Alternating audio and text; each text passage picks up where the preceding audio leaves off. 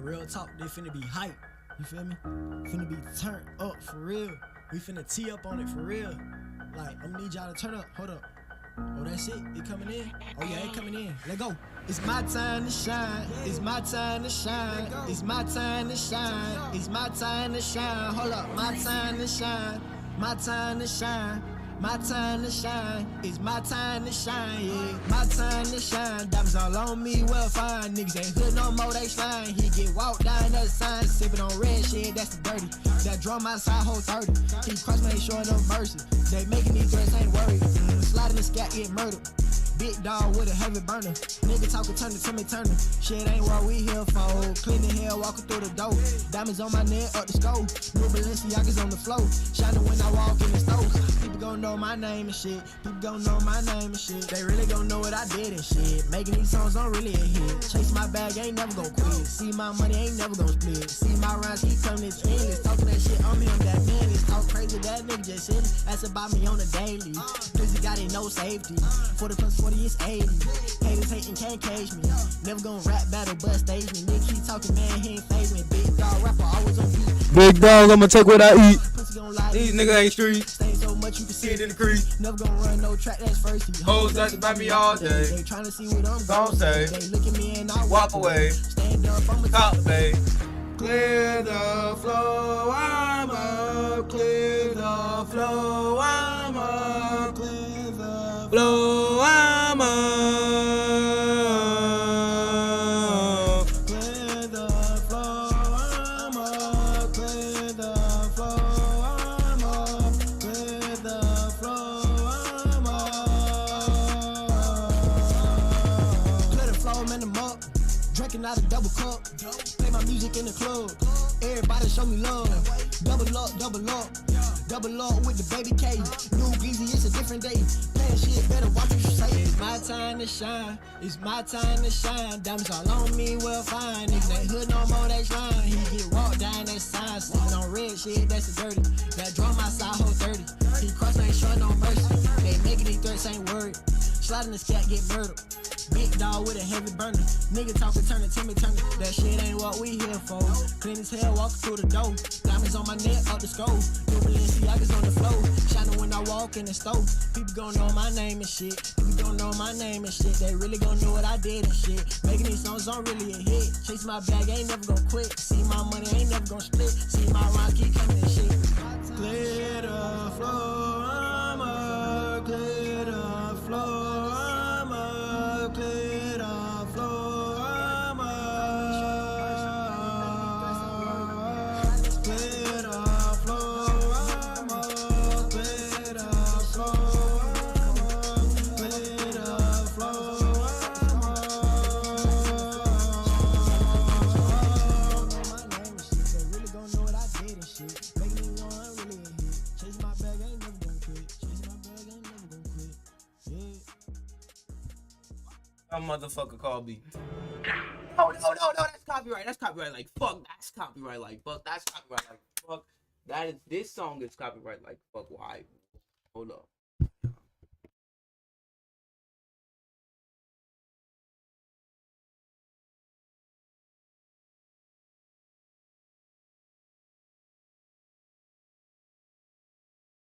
This song, that's copyright like shit. I'm about to, oh my god.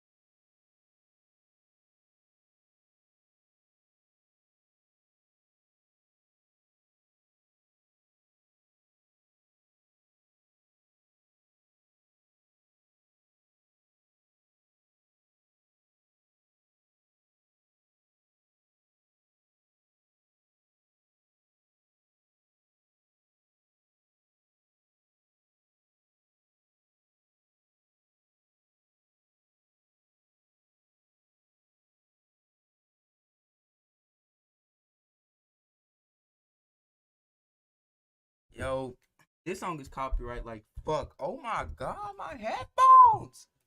Yo, bro, yo.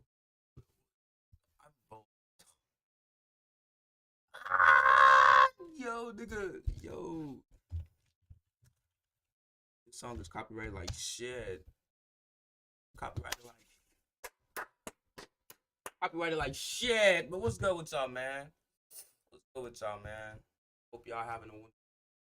I am. What about you? I don't know how your day.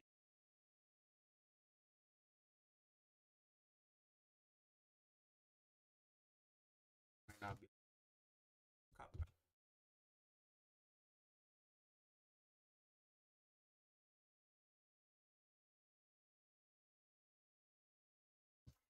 Hold on.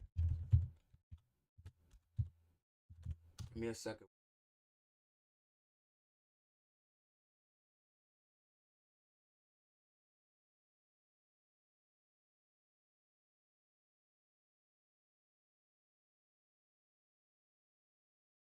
Bro, this scale, bro, bro.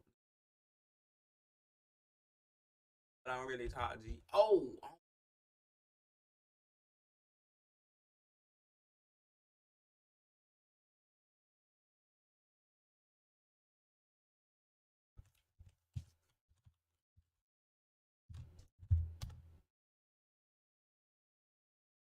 bro.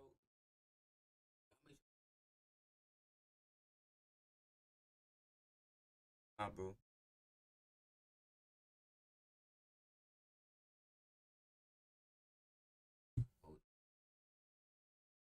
Let's get into this, bro. Let's get into it. This happened several years ago. I This was shit home alone loud. one evening when I heard a knock at the back door. This confused me as no one ever used that door. Ah, this shit is.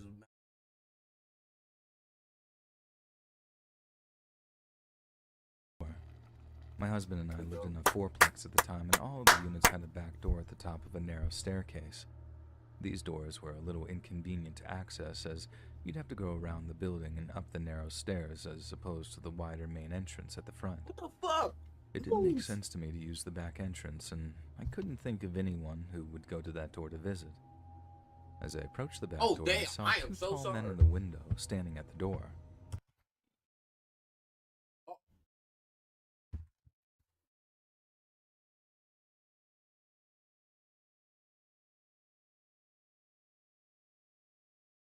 I did.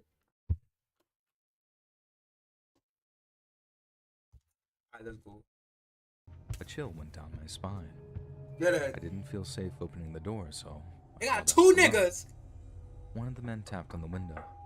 Yeah, Two niggas hello? at your door. May we come in? We're with Bresnan. Who, At the nigga? time, my husband and I had Bresnan for cable, but did not have any issues with it, and I replied, "We're not having any issues with Bresnan. Is there a problem?" "Ma'am," the man said, "can we come in? We're servicing the area, and it's important we look at your cable." I shook my head. "We're not having any issues," I repeated, "so there's no need to stop by." "Ma'am, we're visiting every resident. Let us in so we can do our job." Oh, bro. I noticed the man grabbed the doorknob and tried to open the locked door. I slowly grabbed a knife from my knife block and held it at my chest. "We're not having any issues," Right there. I repeated, trying not to convey shakiness in my voice. Bitch, where's your phone at, dummy? The two figures appeared to shuffle and then straighten. "Ma'am, I'm goofy as hell. let us in. We're on a deadline and need to do our job." I glanced at the clock, gauging when my husband would arrive home from work, and I gripped the knife tighter. "Ma'am. Ma'am."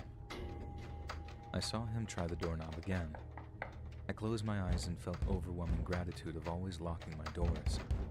And just then, a thought came to the forefront of my mind. "I'm sorry, I can't help you. Could I please get your names and badge numbers? I can give your supervisor a call and let them know our cable's fine." I heard another shuffle and one of the men replied, "No need to, ma'am. We're sorry we wasted your time." With that, both of the men exited the staircase and disappeared into the night. Shaken up, I held the knife tight and tried to get my bearings. I remember making a mental note to call the cable company or the police, but my hands were shaking so badly I couldn't hold my phone. With the knife still grasped to my chest and the phone falling out of my other hand, I just sank to the floor and cried. When my husband returned home, I told him what had happened. I was still very shaken up and had started crying again after he came home. He immediately called the Bresnan Cable Company and spoke to a representative who informed us that no one from their company was out on an assignment in our area. The next day, we asked our neighbors if they had a visit from the company, and no one had. Yo, that's fucking insane.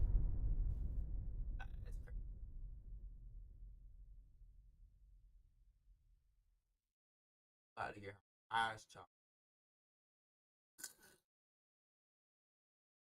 Eyes chopped. For those of you watching this now, I would like to say this before you hear my story. If your parent or guardian never stressed the lesson of tell a trusted adult when you are in an uncomfortable situation, I am urging you to take this lesson seriously, because I wish it was drilled into my head more. Because if it was, I know this experience would not have happened the way it did. Are you sure? The reason I am sharing this experience with you is because I am don't still want you to seeking go through therapy for it to this day, and probably for many more years to come. Many more My years. therapist Many wanted more me years. to finally go into detail of what happened? happened that night, so I wrote this for them. But for the sake of privacy, I will be changing the names of those involved. Thank you. Happened. Now, let's begin with how it all began. This How happened it when all I was 13 began. years old. My three best friends and I, who let's call Ella, Raven, and Jess, were having a sleepover at Ella's house since we wanted to watch the new movie in the franchise we were all obsessed over. Ella's house was the best choice since it was in between all of our houses and we would have the entire house to ourselves for most of the night. We planned out the entire night, as a young group of friends would do, but at the last minute decided to take a trip down to the Safeway that was about 5 or 6 miles walk from the house. Now, keep in mind that all four of us at the time were seasoned soccer players, so we could all run quite fast for a long duration of time. However, I was getting off of a pretty serious injury, so I couldn't run as fast or as long as I normally could, and I was a very conditioned runner at that time. Anyway, Cool. we arrived at the store around One 4:30 dumbass. p.m., I believe. That one And dumbass. during that time of year, and where we lived, the sun was still up, but it was going to disappear behind the mountain in about an hour or so. We didn't want to stay any longer than 15 or 20 minutes, since the walk back to her house would take more time since we would be walking uphill and carrying our grocery bags. We also didn't want to be left to walk home in the dark, since mountain lions and bears were common in her area. And if you know anything about living in an area like that, it was common knowledge to get inside before sunset. We finished our shopping and totaled about 5 or 6 bags to carry between the four of us. As we were about to leave the store, we heard Ella's name being called by one of the workers. Ella turned around, and it turned out to be someone she knew. They chatted for a bit, but we couldn't really understand what they were saying to each other since they were talking in Spanish. Raven nudged Ella and said that we should go soon, so Ella said goodbye to her friend, and we began to walk out of the store. I looked up, and I estimated we had about 10 to 15 minutes of light left, so I said we should hurry. We began walking back home, and as we were leaving, a ragged-looking man approached us, asking for spare change. Get or your old money. ass. I was immediately hit with the smell of sweat, urine, feces, you name it, this man had it. I felt sympathetic for the man, since my family taught me to always be sympathetic to those less fortunate than us, even though we could have been labeled as lower class at that time since money was tight for us. I should also mention that since money was tight, my friends said that they would pay for my share since they had enough on them. Therefore, when the man asked us for cash, I said, "Sorry, sir, I'm afraid we don't have any spare change on us." I was so naive, it made me sick. As to why I feel this way is because of what I now realize. We were told we lived in a safe area with low crime or theft, We're all 13-year-old girls, still carrying our spending money, and had no idea how to handle the situation. The man began to step closer to us and outstretched one of his hands, which was covered in soiled bandages and covered in dirt. However, Ella is easily angered and is not afraid to fight people. So she immediately stepped forward and said a strong and affirmative, "Back off." Out of the corner of my Bitch. eye, I could see Bitch. Bitch. I got to piss, bitch.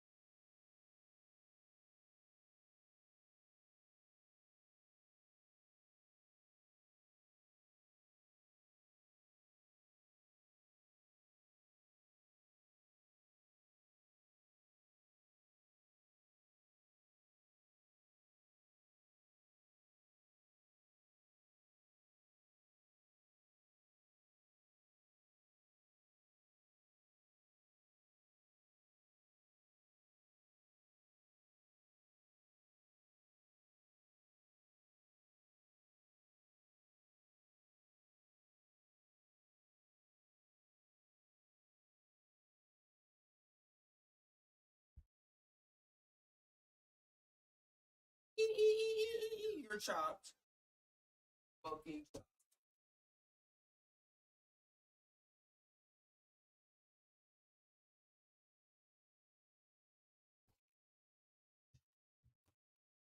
my two other friends, Raven and Jess, became rigid with fear when Ella said this.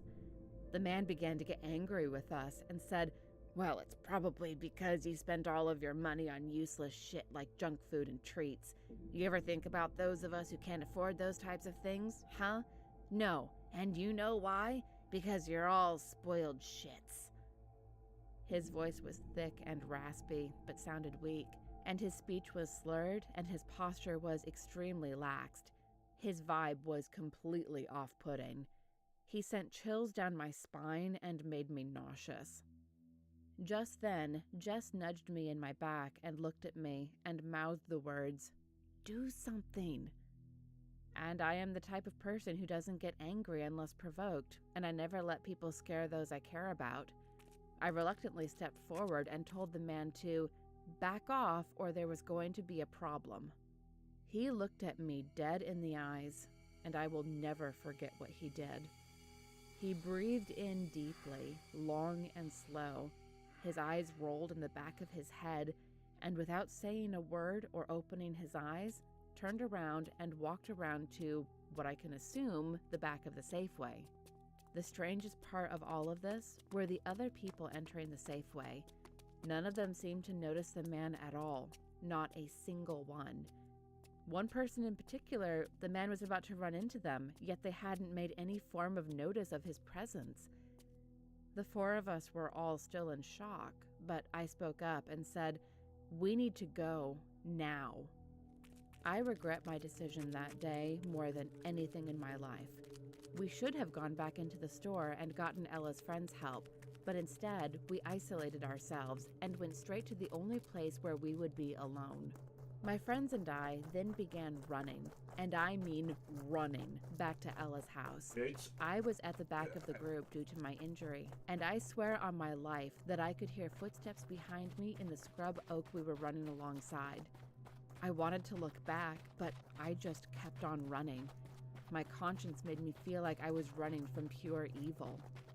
The sun had gone down at this point, and Ella was the only one who knew the way back. But it was so dark that none of us could see where we were. Not that there was anything to see except for woods and the occasional weathered street sign. We stopped running after what seemed like 20 minutes, and we were all exhausted. I knew the others were scared and acting frantically in their flight response.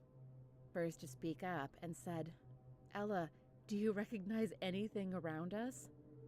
She sounded like she was on the verge of tears when she said, "No, I'm so sorry, guys. I have no idea how to get home." Jess started to cry softly, and Raven went silent and sat down in the dirt. Something in the pit of my stomach urged me to speak up and tell my friends that I thought I heard those man's footsteps behind me as we were running. But I ignored it. They were all freaking out as it was, and I didn't want to escalate the situation any further. I knew basic survival skills for different occasions, so I took inventory of our surroundings. The moon was rising to my left, which meant the mountains were to the right. I looked on the mountain and found the lights of the radio towers glowing at the top of one of the higher peaks. Knowing this, I knew that Ella's house had to be about 4 or 5 o'clock. I shared this with my friends and started to lead them in that direction. I thought I saw a wave of relief on their faces, but I wasn't sure at that time. Just as we began walking in that direction, we all heard what sounded like a dying animal wailing in the scrub oak behind us. Branches cracking, dry grass shifting, and some small critters scurrying for cover. The smell of death, and what I can only explain as alcohol, filled the air. We all froze. I motioned them to start moving to the other side of the path and hide in the shadows. Luckily, we were on a paved path, so we were able to move quietly, and we were all wearing dark clothing that made no sound when we moved. Raven said we needed to get downwind in case it was a predator, but in my gut, I recognized that smell. The moments after that were silent. We heard nothing. The smell went away, and all of us were so quiet it was like we never existed. I was about to motion to the girls that we should start moving, but Jess grabbed my arm. She said nothing, but the look on her face told me. We weren't alone. She motioned with her eyes to look to my left, over my shoulder. I wanted to vomit. There was a dead deer being dragged along the road. I could see in the moonlight its blood was painting the pavement in a dark, thick color. I couldn't see what was dragging the deer, but I could now hear faint, raspy breathing in synchronistic waves the deer was being pulled in. I slowly turned my head back to my friends, who were all on my right side. Raven's hand was being held tightly over her mouth, her eyes closed and curled up in a ball, trying not to make any noise from her faint whimpering. Ella had a cold expression that made me realize she was disassociating and could no longer take in anything that was happening around us. Knowing this, I grabbed them all by their hands, looked them in the eyes with reassuring glances, and told them as quietly as I could, We about to die. "We are going to be okay. Don't worry. Fuck all that. We know how We're to get going to home die. now, and it's already We're clear. going to fucking So die. long as we don't go near its prey, all I'm it saying. will leave us alone. We That's just it. need to That's move all you're as getting from me. quietly We're and dying. swiftly as possible." They began to come back to reality and nod their heads in approval. I lied in some of my statements, trying to convince myself that they were true. I continued, "You 3 will go ahead of me. Raven, you need to take the lead with Ella and keep her grounded." Raven was the type who needed something to distract herself, but also to keep Ella in check since she was the best at keeping people calm and grounded. She had enough experience with Ella and I since we both have mental illnesses that require grounding sometimes. She will be able to recognize where we are sooner or later. And when that happens, you need to relay that information to me through Jess. Jess, you go ahead of me and make sure that we stay as close together as possible. With that, we began to move as quietly as we could, Well, yet nigga. still holding our bags since we hadn't realized we were still holding them. After about 6 minutes of pure fear, walking in the darkness at the back of the group, Jess relayed to me that Ella knew where we were and that she thought we would be home in about 5 minutes of walking. Just then, as Jess was picking up her pace to keep in the middle, I heard it again. I could hear the deep and long breaths that sounded exactly like those of the man at the store behind me. I am aware that paranoia can do unimaginable things, but this was no paranoia. I picked up my pace to where we were all together, knowing that we were more powerful together. We finally reached Ella's neighborhood and sprinted to her house. There were other house lights on, so we could finally see what was around us. My subconscious told me to look behind us to see if I could see what was behind me now that there was light. As I ran, I looked back behind me, Hey, and my you going heart hot? stopped. I saw the silhouette of a man in the scrub oak with their hands outstretched and head arched back. It looked like they were almost worshiping something or someone. I whipped my head back around and sprinted at full speed, gathering my friends in front of me, urging them to run faster, saying a simple, "Go!" We reached Ella's front door. Nigga said punched go in and the they door teleported key to the and house. Slammed the door shut. We were all panting in her doorway, but they were completely unaware of what I saw. We gathered up in the basement, since it was the most guarded area of the house with an alarm on the basement door if it was opened. Ella pulled out the air mattresses her family kept in the closet, and we gathered enough blankets to cover every square inch of the room. Once we all began to feel safe again, they all thanked me for keeping them calm and getting them back here safely.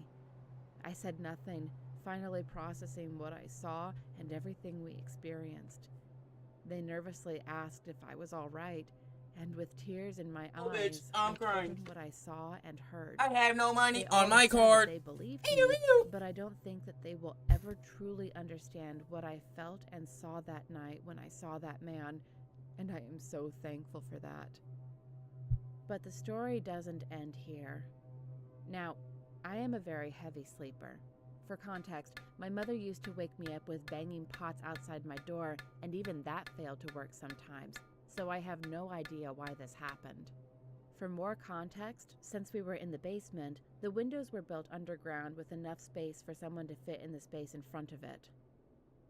Now, I still don't know if it was a dream or not, but I woke up to the sound of more breathing that same night, and when I opened my eyes, in the reflection of the mirror in Ella's bathroom, I could see outside of her window. My eyes tried to focus on the silhouette of what I saw, but I didn't have my glasses on. But from what I could make out, there was a person with their palms pressed on the glass of the window, staring at us while we slept. I passed out from the collected fear of that night finally hitting me, and when I woke up, I got no money there was on my nothing there. card. Not even a handprint. I asked them if they woke up at all last night, and they all said no.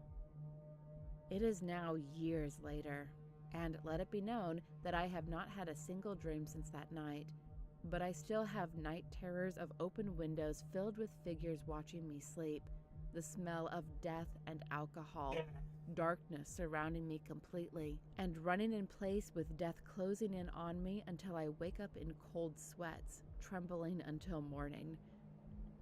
I don't know if these nightmares will ever stop, but I am thankful that none of my friends experience the same horrors I do. I have no money on my card.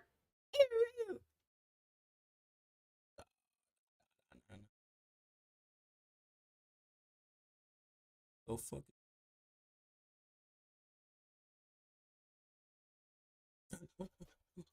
What the hell, man? Oh, these niggas gonna copyright the fuck out of me. What the hell? When I was 12, I got into hacking and I loved it. And I had gotten quite good at it. But my arrogance caused my unbecoming.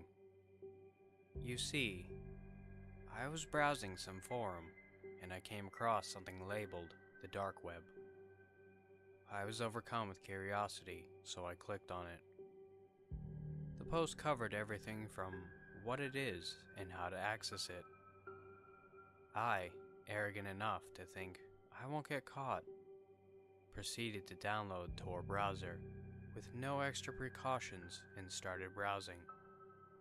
All of a sudden, my laptop crashed and it froze. I got hundreds of pop-ups warning me of a virus. Then, it shut off. I stared in awe as it turned back on, with a green light turned on where my camera is. Someone was watching me. I got an anonymous message on Skype that read, "You just made the biggest mistake of your life." "Who are you?" I responded while panicking and covering my camera with my thumb. "Your new friend." And then, the chat just suddenly disappeared. I formatted my laptop and made sure there was no remaining malware or viruses, and had a quiet couple of days after that, and was pretty relieved. I thought I had defeated him. But sadly, I would come to know that wasn't the case. A week later, I was getting dressed in my room and was completely naked when I got a text on my phone that had no caller ID, and it said, "Come closer." "Who's this?" The text didn't faze me yet. I thought it was a wrong number or one of my friends pranking me. "Come closer." I was sure it was my friend messing with me at this point. Which camera? Okay, which one of you is this? I was confused, but I had told my friends about the incident a couple days ago, so other than the anxiety growing within me, I was consciously trying to convince myself that this was a prank. Laptop. I walked to my laptop still naked, and the light by my camera wasn't on. "I know you're either Joe or Zach." I put down my phone and got dressed. My phone started vibrating uncontrollably, and I had received 16 pictures. All of me. All naked. I screamed and threw my phone, ultimately breaking my screen. I went off the grid completely after that. No social media, no internet for a solid year. It was mortifying, especially for a 12-year-old girl. When I got back on, I had no issues and no warning signs. I was quite relieved until almost 4 years later, 16 at the time. I had gotten a new laptop and was at my boyfriend's house. We were studying together when it turned into a makeout session. I heard my laptop ding multiple times and had gotten annoyed and turned around to see what it was. I guess I must have looked like I had seen a ghost because my boyfriend started panicking and shaking me. It was him. He's back. Or maybe he's never left. I started rewinding memories of all the times I've been undressing with my laptop on every time I've shared something private during a Skype call. And I started having a panic attack. His message read, "Don't forget to use protection." As if I couldn't smell the irony in that. He then continued to harass me for the next 2 years. But it's been quiet for a year now. Until about 4 hours ago, I got a text that read, "Let me in." And then I heard a knock at my door. My door was locked and deadbolted, so there's no way I'm leaving my apartment. It's safe in here. I called the police 3 hours ago and no one has shown up. I called again 30 minutes ago, and still nothing. I called my boyfriend hours ago as well. He said he's on his way, but he's not answering his phone. Whoa, I'm not on Twitch. For the simple fact, bro, I'm growing my community here, then I'm gonna go back. I'm gonna stream on Twitch soon, though. I'm gonna go back soon, bro. I'm gonna stream on Twitch one day. Just curious as to. I'm not done with Twitch, but I'm gonna go back one day. True. Never really found anything creepy though. But yeah, it was my first encounter with Bitcoin. Growing my community here, a few bro. sites used it, Then and I'm it was gonna the go first back. time I had ever heard I'm about to of pull a Casa Nap. cryptocurrency. I'm about to pull a whole As Casa such, though, Nap. I thought You that get it was me? a scam Yeah. or something shady at that point. This was back in the years of 2012 through 2014. So as you can imagine, I'm already kicking myself for thinking that and not buying a few coins. My interest in the deep web waned over time, but around the year of 2017, I began reading about cryptocurrency and Man. the oh-so shady thing Hey, Bitcoin you know what's on cool the though? mainstream news outlets. There, the YouTube stream with your homies, bro. Put them on, bro. My goal at the beginning was just to earn enough money. They to pay can't off say my they ain't got student YouTube, loans. bro. Everybody Of has course, YouTube. You nothing can was literally send this ever to that everybody and be easy. like, yo, go fuck with I my made man. nearly every single mistake you could make while buying crypto. Once I lost my seed phase, I sent crypto to the wrong wallet by mistake. I've sold at a loss countless times. Twice, I've been fooled by pump and dump schemes. Despite all this, my net monetary change from buying into crypto has still been positive overall. That's mainly because I wised up over the years and made back the money I lost and then some.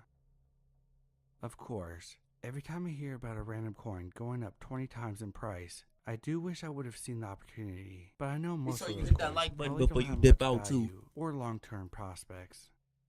I invest in safe projects, of course, like almost anyone else. I've been on the lookout for the next big thing, you know, the next big project that's gonna go to the moon, so to speak. I got an email from an old acquaintance of mine. Let's call him Frank. Frank and I went back to the days when I scoured the deep web, and the two of us would often exchange information regarding anything interesting that we'd find. I hadn't got a message from him in 2 years though, so it was kind of a surprise. Hey, I know it's been a while, but I saw this weird thing, and I think you would want to check it out.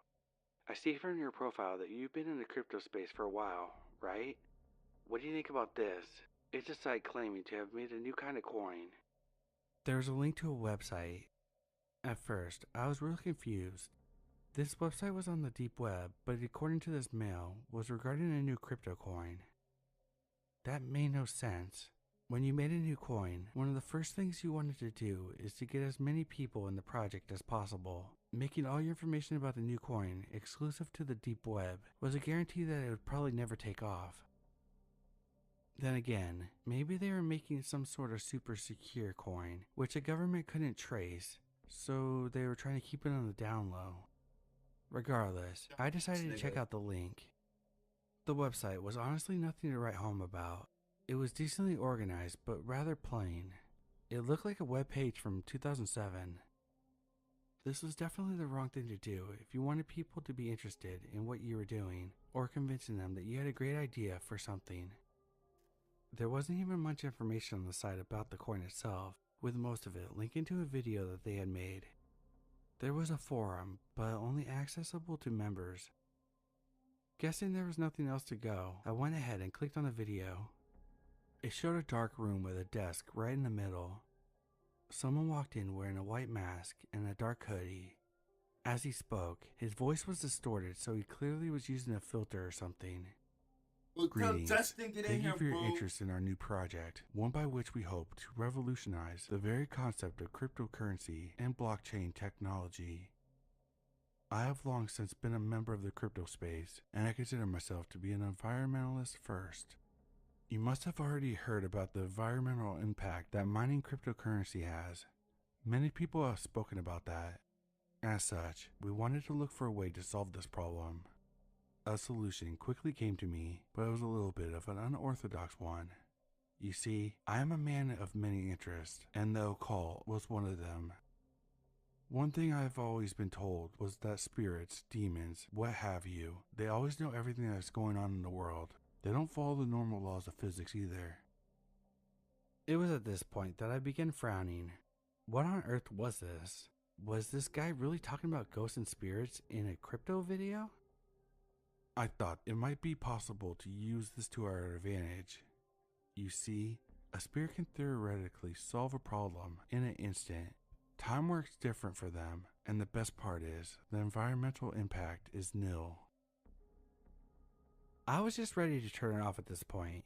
What kept me going was the mild curiosity regarding where this guy was going. This had to be some sort of scam, right? But what was the scam? Was he gonna ask for donations first? Or was he just trying to install malware on my computer? I mean, he must have made this video for a reason, right? I just wanted to know what the scam was so I could tell Frank what it was. I searched around in many books on the occult until I came upon them. They do have a name, but not one that you could speak freely in this tongue. Suffice it to say that certain supernatural creatures are willing to help us and mine our coins for us. Now, of course, you must be thinking that such a thing isn't worth your soul. Rest assured, though, that these creatures don't want our souls, simply our bodies. I told them that in that case, they should buy us all a round of drinks first. You, as a human, can rent your body out for a small portion of the day. In exchange, these creatures will mine coins for you. That's right, I managed to connect to the spirit realm with the internet so that they can mine cryptocurrency for us.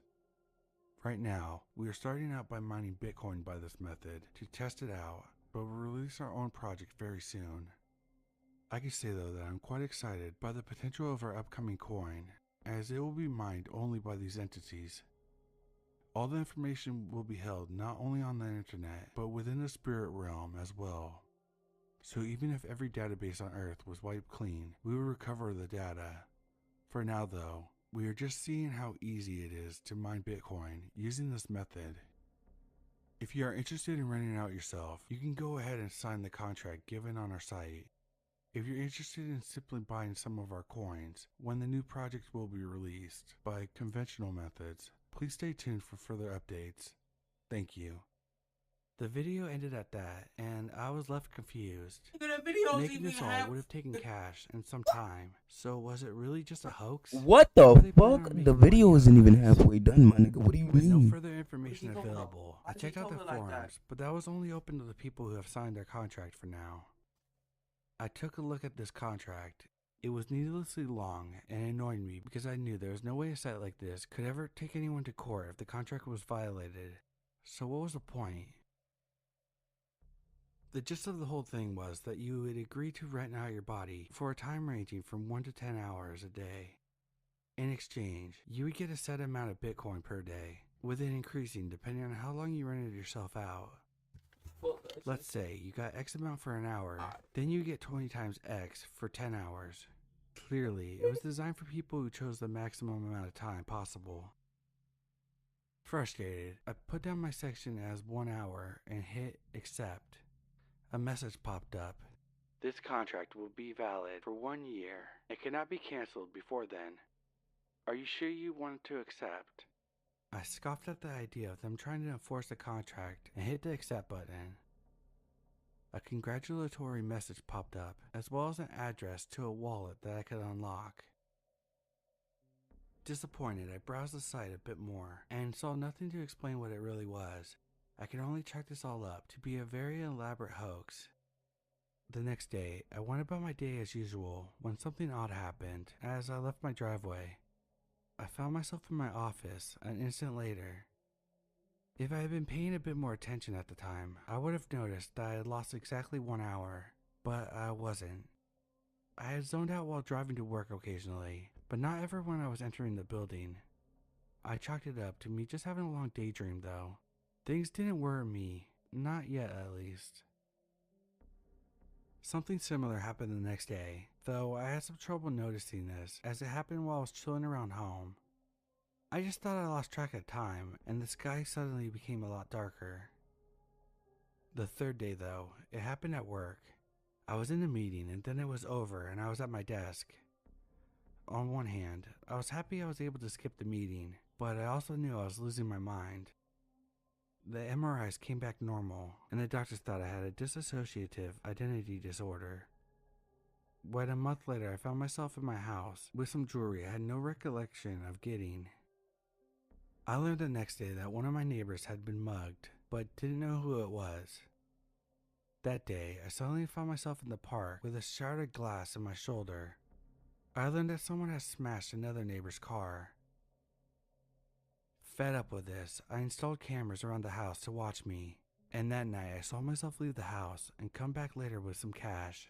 Cash I must have stolen. Yeah, I learned that someone's house had been broken into the day after that.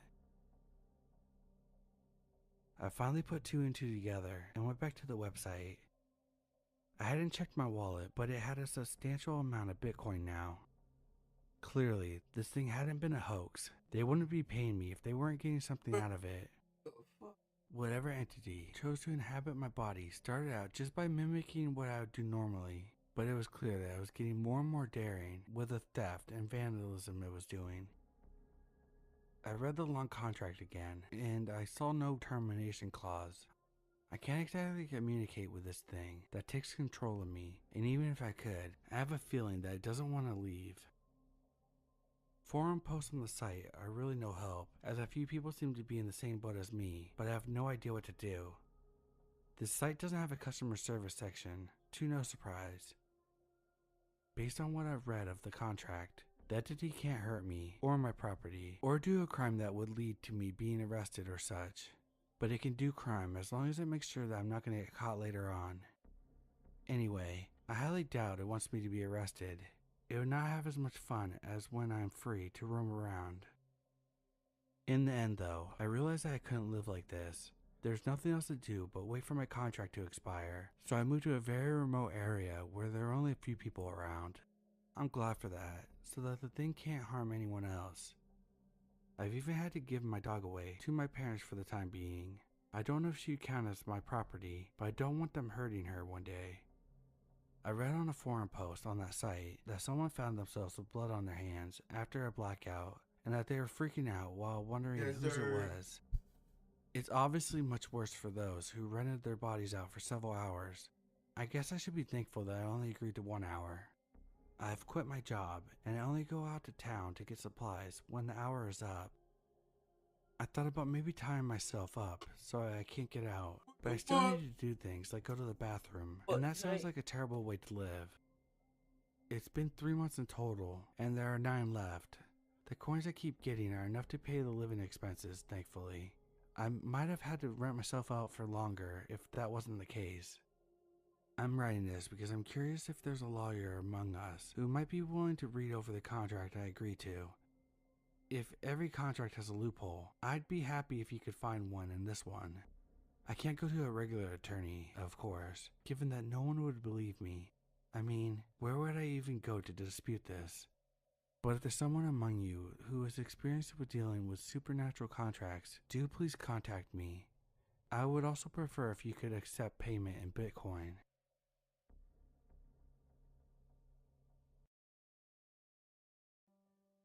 What do you do when there's nothing else left? I was a college graduate who, 2 years after collecting my certificate, was still unemployed. There was a gaping blank on my resume. Add to the fact that my debts were now out of control, and it's fair to say I was a mess and growing ever more desperate. So what was I going to do about this? How was I going to dig myself out of this hole? I was staying up all night, trawling through the internet. Is there a point which the internet does end and sanity begins? I neither knew nor cared. I watched thousands of clips, reading conspiracy theories and news reports until they blurred into one stream of a hyperbole. I slept fitfully during the day and went back online the minute I woke up. I would surf even though I needed to use the bathroom until it hurt. I forgot to eat or drink, and soon I had a permanent background headache. Like most addicts, it wasn't long before I moved to the harder stuff, the deep web. I was sickened by a lot of what I saw, but still immersed myself more and more. When I stumbled across a site that changed my life, it looked fairly innocuous at first. There's a simple hero image, outline of a human body, and a drop-down menu in the right-hand side, accessed via 3 short lines.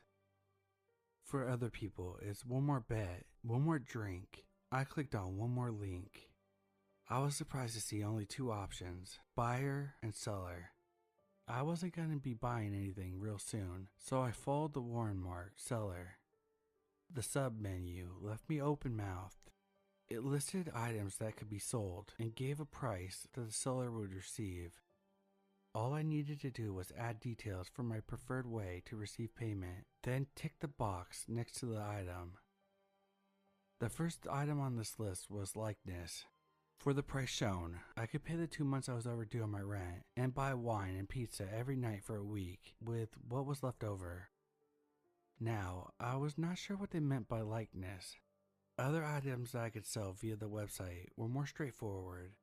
Things like my social security number, my date of birth, even my name. A lot of these seemed like ways to commit fraud for the buyers. All very dubious, but at least, I thought, they were paying us to use our details rather than simply stealing them, as so often happened. Likeness seemed more ethereal though. I decided it meant the right to use my image, a photograph of my face. I also decided I really wanted beer and pizza, and to be able to tell my landlord to get off my back because I have paid your damn rent. I added my details for the money transfer, ticked the box next to likeness, and pressed submit. A transaction processing symbol turned into transaction complete. A new box appeared, giving me the option to comment. I typed, "Do you need me to send you a photograph?" thinking this would answer my question about what exactly I just sold. A moment later, a reply came. "We already have it." I flashed back to some of the things I had done in front of the computer screen, then decided I'd rather not think about it. Feeling nervous, sure I was being scammed, about to kick myself for being naive, I checked my balance. What do you know? The money was in there. I went back to the good old innocent web and ordered the largest, most overloaded pizza I could think of, then began to add sides. It took 2 weeks for me to blow the money from selling my likeness. I had a great time without leaving my apartment, and I had paid no rent. Not to worry, I told myself, and returned to the deep web and my new favorite website. This time, I hovered over fingerprints. 30 seconds of considering flagged a dozen dodgy things that this could lead to, but it was the money that I would make that made me think, whatever, ticked the box and submitted.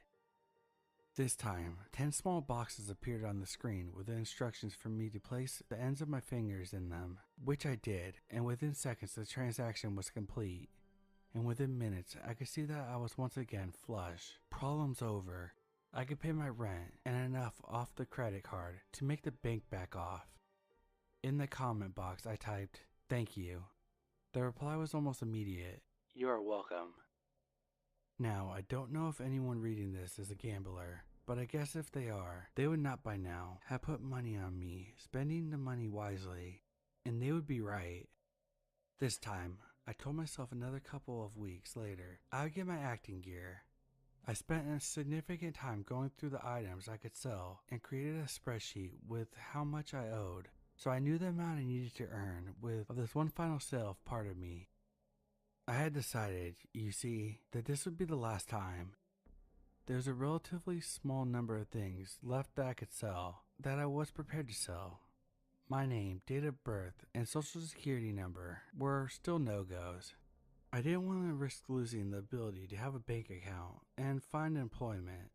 A history of being a disaster did not mean, in my mind, I always would be. So, one final sale it was, then clear my debts and find a job. I ticked a box next to sell body part. From the next list, tick the box for kidney. I was close to hyperventilating when I pressed the submit button. Close to tears not long afterwards when I checked my balance. I felt like a huge pressure had been lifted. With this money, I could finally get my life back on track. The comment box already had text in it. I'd been too worked up to read it, so I took a deep breath and did.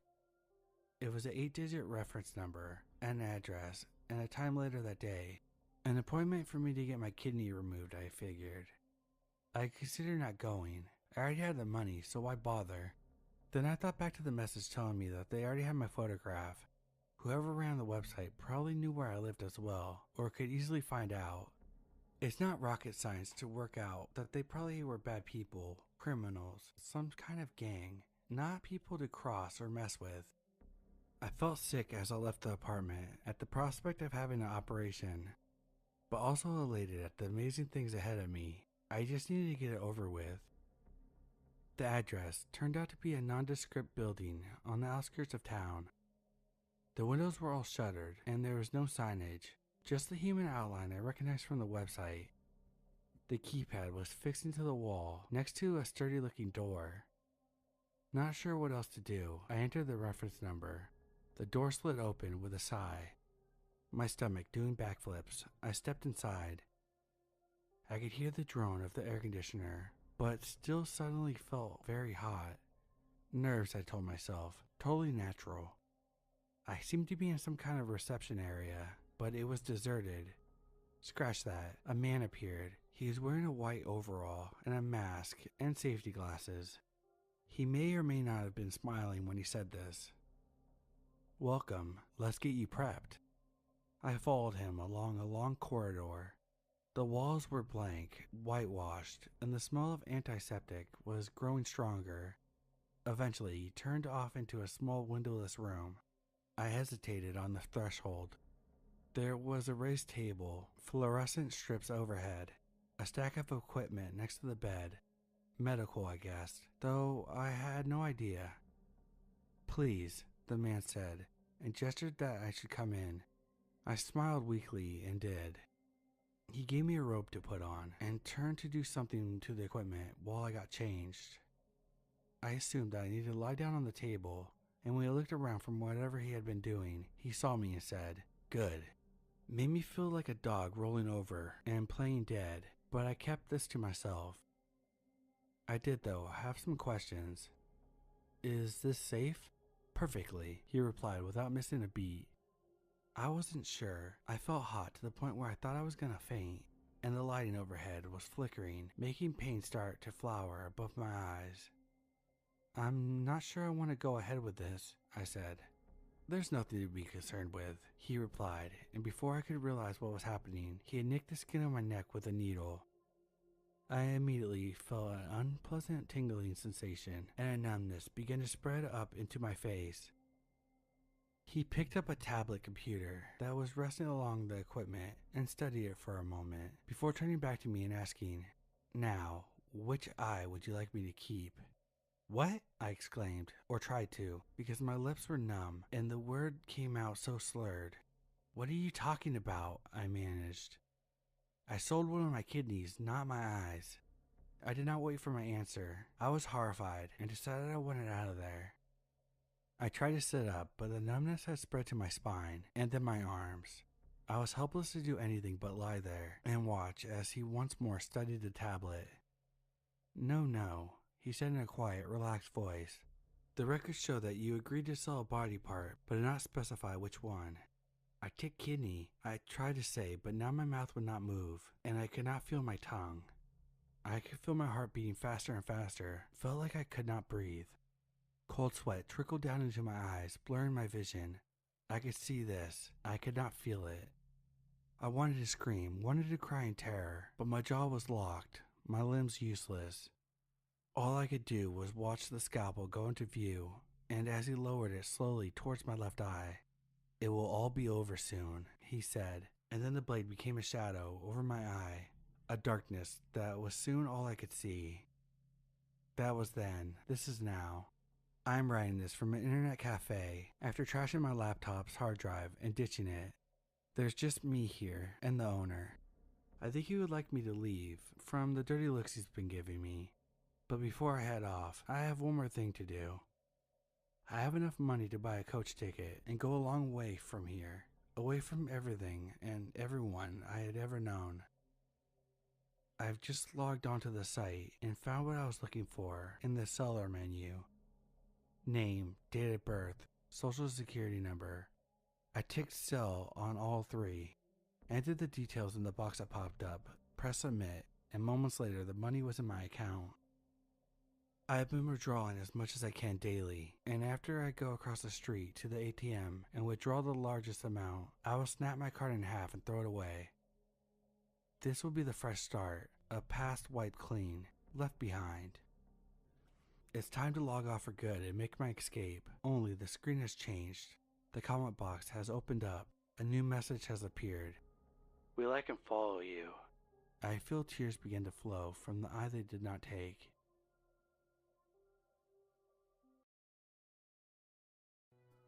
First of all, Oh, bro, I like. I'm about to go work.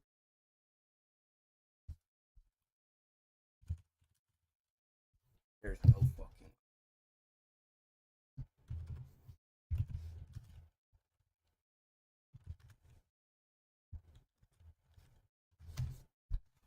on the next one.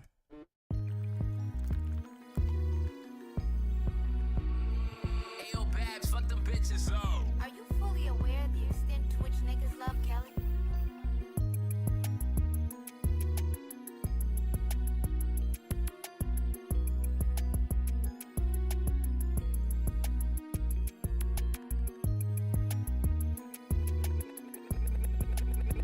Maybach